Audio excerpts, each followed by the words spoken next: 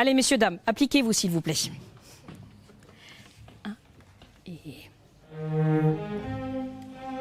Je m'appelle Zaya Ziwani, je suis chef d'orchestre et directrice musicale de l'Orchestre Symphonique Divertimento. J'ai rarement le trac en concert. Par contre, pour moi, le trac, c'est vraiment pendant les répétitions.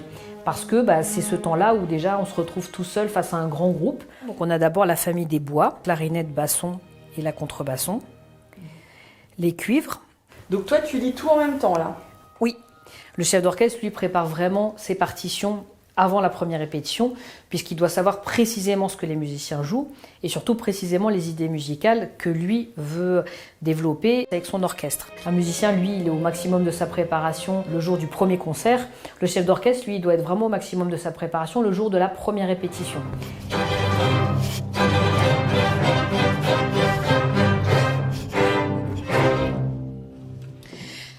Merci. Et un bon chef d'orchestre, c'est quelqu'un qui est juste très disponible à l'écoute, en capacité de leadership, et qui en effet va les emmener dans une direction et c'est de savoir où on va. Allez, chantez, chantez les violoncelles.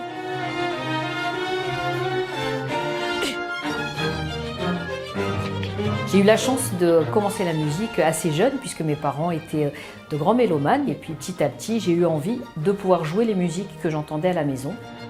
Quand j'ai commencé du coup à rentrer au conservatoire de Pantin pour la guitare, j'avais 7 ans. J'ai ensuite décidé à l'âge de 11 ans de jouer un autre instrument qui est l'alto. Et ça a été à ce moment-là, en effet, cette révélation de découvrir l'univers symphonique. Et surtout, l'alto étant placé au centre de l'orchestre, je me suis retrouvée devant le chef d'orchestre jusqu'au moment où j'ai eu l'occasion de rencontrer un grand maître de la direction d'orchestre, qui était Sergiu Celibidache, qui m'a dit « Mais Zaya, les femmes, souvent, si elles n'y arrivent pas dans ce métier-là, c'est qu'elles manquent de persévérance. » Ma grand-mère, elle a été résistante pendant la guerre d'Algérie, elle a risqué sa vie, elle a sauvé des gens. Moi, je ne risque pas ma vie en essayant de devenir chef d'orchestre. Alors, ça a été en effet une épreuve assez difficile de suivre ses cours, mais pas tant parce que c'était quelqu'un de méchant ou de malveillant, pas du tout, mais parce que la direction d'orchestre est un art qui est très difficile.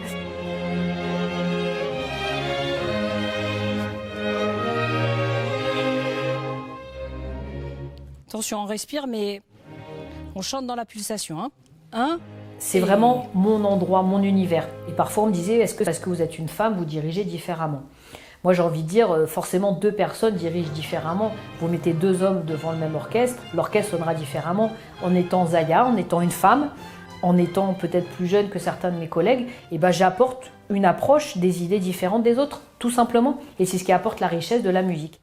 Je vais la faire un tout petit peu plus au fond du temps, comme ce que j'ai fait sur la levée. Pam, pam, pam, pam. J'ai commencé à enseigner dans un conservatoire à Paris et au conservatoire de Stains en Seine-Saint-Denis. Et je continue d'ailleurs à m'investir dans la pédagogie, à leur transmettre aussi toutes les valeurs qui sont nécessaires dans un orchestre pour jouer. C'est les mêmes valeurs qui sont nécessaires d'ailleurs pour vivre en société. Et qu'en tant qu'artiste, on avait aussi cette responsabilité-là. La création de l'Orchestre Divertimento, ça a été ça. C'était aussi pour dire la musique classique, la musique symphonique, elle doit pas vivre que dans les grandes salles de concert, elle nous appartient à tous. C'est une culture populaire, voilà, dans le sens beau du terme. Moi, je sais que ça m'a beaucoup rassurée dans mes choix, le fait d'avoir, par exemple, été joué en milieu carcéral, dans les quartiers populaires, en milieu rural, parce que la Seine-Saint-Denis, ça évoque une dimension contemporaine. Donc on disait, oui, les enfants sont attirés par les cultures urbaines, le rap, le hip-hop, mais pas du tout, par exemple, par la musique classique. Ce qui est faux. J'ai rencontré aucun enfant qui m'a dit « Zaya, ça m'intéresse pas ». Tout le monde a envie de partager de la musique, tout le monde aime la musique. C'est juste qu'on n'a pas le droit de choisir à leur place. En fait, les premiers violons, c'est bien, simplement. C'est pas mauvais, c'est très mauvais. Non, je rigole. Si on ne rend pas visible les choses, c'est compliqué pour un jeune de se projeter. Pendant 20 ans, il n'y a pas eu de femme directrice musicale d'un orchestre national en France.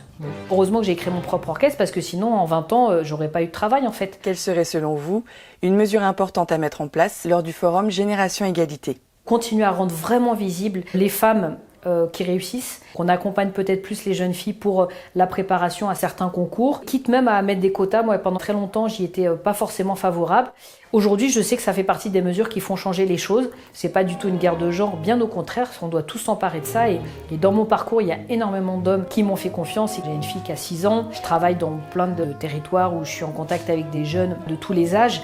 Et moi, j'ai envie de leur montrer que tout est possible en fait. Une fille, elle peut jouer de la trompette, du trombone, de la contrebasse.